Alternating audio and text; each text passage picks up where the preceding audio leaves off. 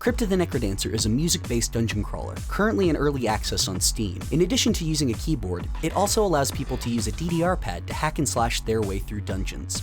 We gathered a handful of people at Gawker who haven't played DDR in years, and asked them to try it out.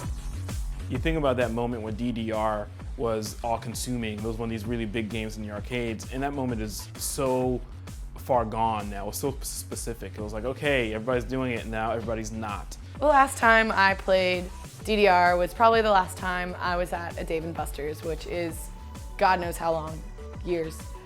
In the arcade, I've never played that much, but it's probably been 10 years, if not more. That type of game, I haven't played it since I was back home where I grew up on the boardwalk in New Jersey. Like, that's where everybody I know played it at the arcades. Most of the people who played it were really good and I wasn't.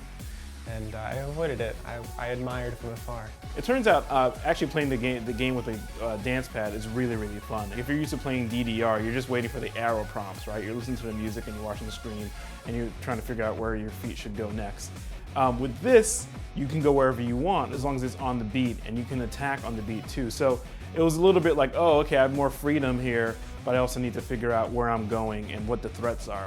With a game like DDR, there's no threat, right? It's like you just either do well or you don't. With a game like this, you got skeletons and mummies and little blobs. The little dancing skeleton guys, those are cool. I enjoy that it's just like you hit to move and then you hit to hit, and then it just keeps it really simple and just keep moving forward, keep moving forward. I think that we probably expected that we were gonna come down and play like regular DDR, not like adventure foot tap. I mean, it was fun, it's funny.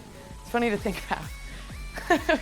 Sorry, am I giving you usable stuff? I'm not sure if I would bring it to this game to a party, you know? It depends what kind of people were at the party. If there's a lot of gamers or just kind of curious people, maybe. But if it's people who just want to have fun and dance along to some music and not worry about like dying, I probably wouldn't do that. I don't know if I would bring it to a party. Like, this game's like a little too complicated, I think, for a party. It's just like funny because you're like bent down, really resolute, like tapping because you're not dancing. You're definitely not dancing, but it's fun.